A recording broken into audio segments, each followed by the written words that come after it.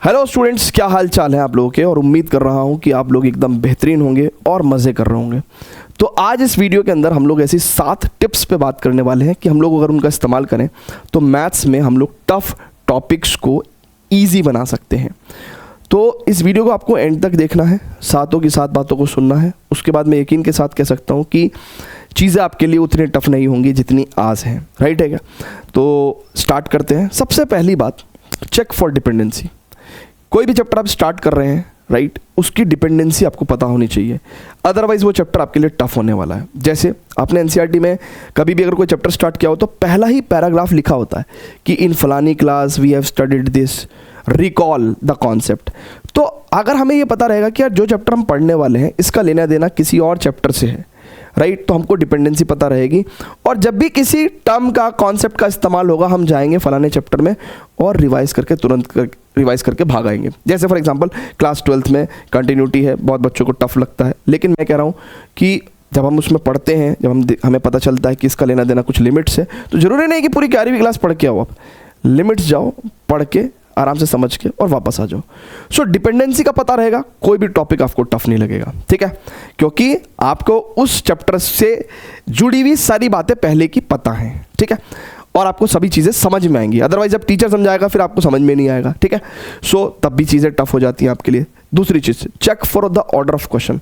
सो basically देखिए, कई बार teacher अपने हिसाब से कुछ क्वेश्चन ले आएंगे क्लास के अंदर, ठीक है ना, कोई पीपीटी कैसी बना के ले आएगा, कोई कैसी बना के ले आएगा, ठीक है। हमेशा क्वेश्चन का जो ऑर्डर है वो ऐसा होना चाहिए कि भाई इजी एंड देन हल्का हल्का लेवल अप होना चाहिए। कई बार हम लोग टीचर्स, क्या होता है, टीचर्स के लिए तो सभी चीज़ें आसान है, तो वो रैंडम ऑर्डर में क्वेश्चन ले जाते हैं क्लासरूम के अंदर, और उससे क्या होता है कि बच्चों को पहला ही क्वेश्चन डिफिकल्ट लगेगा, सेकंड क्वेश्चन डिफिकल्ट लगेगा। सो मैं कहता हूँ कि अगर कोई एक रिलायबल सोर्स है कि भाई परफेक्ट ऑर्डर ऑफ क्वेश्चन किसके अंदर है, सो एनसीईआरटी। इसलिए मैं कहता हूँ कि बेसिक कॉन्सेप्ट को लर्न करने के लिए एनसीईआरटी द बेस्ट बुक, क्योंकि उसके अंदर इजी एंड देन फिर level up and then level up and then level up, है ना। सो ऑर्डर ऑफ क्वेश्चन बहुत इंपॉर्टेंट है। अदरवाइज आप रैंडम कोई किताब उठा लोगे, पहला ही एग्जाम्पल आपसे नहीं होगा, आप डर जाओगे, पहला ही क्वेश्चन आपसे नहीं होगा, आप डर जाओगे। सो ऐसा नहीं होता। Start with the easy and short question and go to till the, है ना, moderate, difficult and long questions, ठीक है। इसके अलावा डोंट री इन्वेंट द व्हील। हम लोग अपनी मेंटल कैपेसिटी जितनी है, बच्चे की तो बच्चे जैसी होती है, हम लोग क्या करते हैं, उसको अपनी बुद्धि के हिसाब से चीज़ों को समझने की कोशिश करते हैं, और हमारा एक लिमिटेड व्यू होता है। लेकिन मैं कह रहा हूँ कि ऐसा करने की ज़रूरत नहीं है। हमारे पास एक्सपीरियंस टीचर हैं, हम जाके उनसे सीख सकते हैं, क्योंकि उनको हर साल वही काम करना है, वो चीज़ों को, टफ चीज़ों को बच्चों के लिए आसान बनाते हैं, राइट, इसी बात का उनको एक्सपीरियंस है।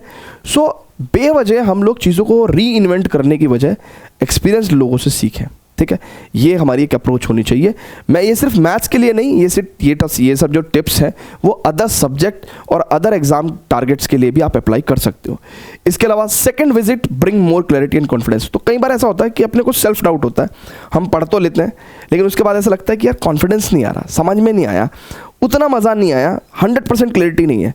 ऐसी चीज़ों को जब आप दोबारा देखते हो, चाहे आप सेम डे देखो, अगले दिन देखो, 2 दिन बाद देखो, जब आप दोबारा देखते हो, जब आप दोबारा उन सारी चीज़ों को रिवाइज करते हो, तो मैं कह रहा हूँ it will bring more clarity and confidence. तो इसलिए जो स्पेशली वो चीज़ें जो आपको टफ लगती हैं, जिसमें आपको सेल्फ डाउट होता है कि कॉन्फिडेंस नहीं आया, क्लैरिटी नहीं आए, ऐसी चीज़ों को 2 बार करना ज़रूरी है, राइट, क्योंकि इससे ही क्लैरिटी एंड कॉन्फिडेंस आएगा और सेकेंड टाइम्स में ज़्यादा आता है, राइट।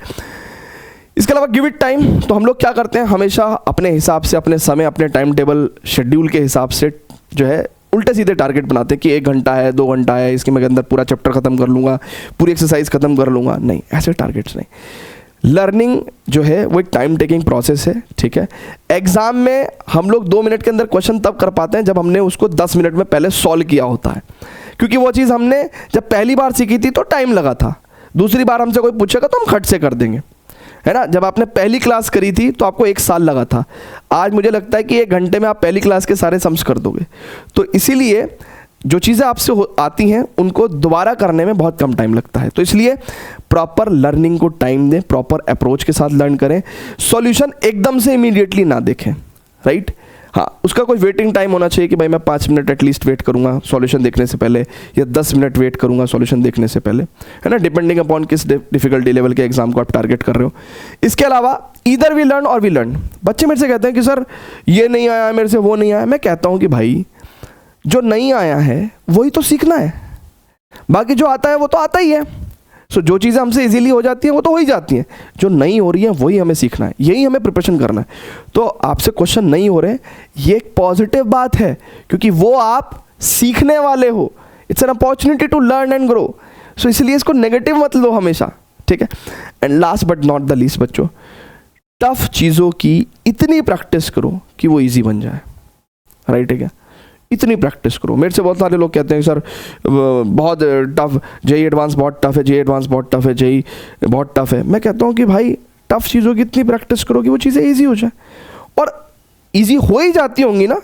तभी तो जो टॉपर हैं, जो रैंक ला रहे हैं, जो अच्छे परसेंटाइल ला रहे हैं, उन्होंने उन चीज़ों को प्रैक्टिस कर करके ईजी बनाया होगा, तभी जाके वो टाइम के प्रेशर में भी परफॉर्म करके आए हैं। सो टफ चीज़ों को इतना प्रैक्टिस करो, ये मंत्र है लाइफ का, कि वो ईजी बन जाए, ठीक है। और स्टूडेंट्स ये थी 7 टिप्स, उम्मीद करता हूँ आपको हेल्प करेंगी। इसके अलावा देखिए, मैथ्स में जिनकी कुछ खास तैयारी अभी तक नहीं है, मैं आपके लिए एक बहुत ही प्यारी अपॉर्चुनिटी लेके आया हूँ। न्यू बैच है, बिल्कुल फ्रेश स्टार्ट करेंगे, 0 से सिलेबस स्टार्ट करेंगे, और class 12th mathematics special batch है ये, है ना। इसके अंदर ऐसा नहीं कि 4 सब्जेक्ट, मैथ्स स्पेशल बैच है, सफल 2.0 बैच। कल 8 जुलाई से स्टार्ट होने जा रहा है, आप लोग सब लोग ज्वाइन कर सकते हैं। अमेजिंग फीचर्स है, regular live classes, recordings and notes आपको सीयूईटी एग्जाम्स तक अवेलेबल रहेंगे। डाउट सेशंस आपके प्रॉपर चलते रहेंगे, टेस्ट होंगे, ओपन माइक सेशंस होंगे, और पेपर बैक डीपीपी आपको मिलेगी। इसके अंदर मैं ही आपको पूरा का पूरा सिलेबस कवर कराऊंगा। इसके अलावा स्टूडेंट्स बैच बहुत ही ज़्यादा अफोर्डेबल है, हाईएस्ट रिजल्ट गिविंग बैच है, और 1749 में आप जो है कंप्लीट सिलेबस अपना कवर कर पाएंगे। और ये सब कहने की बात है, ऑनलाइन है, क्या होगा कैसे होगा। बच्चे यार 100 आउट ऑफ 100 ला रहे हैं, अब इससे ज़्यादा तो क्या ही प्रूफ दें आपको, ठीक है ना। तो कर सकते हैं आप, फ्रेश अपॉर्चुनिटी है, बिग अपॉर्चुनिटी है। इसके बाद अगर समय निकल गया तो शायद फिर ये अपॉर्चुनिटी नहीं आएगी, है ना। सो सबसे बड़ा जो प्राइसिंग होता है, सबसे बड़ी जो कीमत होती है वो होती है अपॉर्चुनिटी की, टाइमिंग की। ये समय निकल गया तो फिर नहीं होगा, राइट। सो अगर आप जो है मेरे साथ अपनी इस मैथ्स की जर्नी को बहुत ही सिंप्लीफाइड तौर पे कवर करना चाहते हैं तो प्लीज़ ज्वाइन सफल 2.0 बैच, और कोई क्वेरी होगी तो इस नंबर पे आप कॉल कर सकते हैं, राइट है क्या। सो उम्मीद करता हूँ कि आपसे मिलूंगा सफल 2.0 बैच में, एंड ऐसे ही चैनल पे अमेजिंग कंटेंट के साथ बने रहिएगा, है ना, और भी अच्छी अच्छी वीडियोस और कॉन्सेप्चुअल लर्निंग आपके लिए लेके आता रहूँगा। Thank you very much, love you all बच्चों, बाय बाय।